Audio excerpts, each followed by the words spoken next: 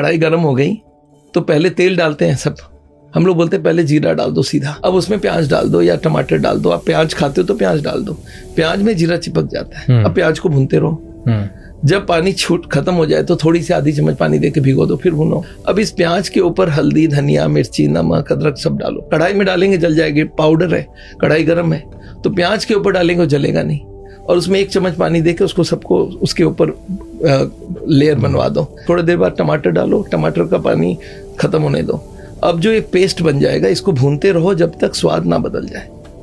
And then this taste is equally good, क्योंकि मसाले वही है, भुने हुए हैं।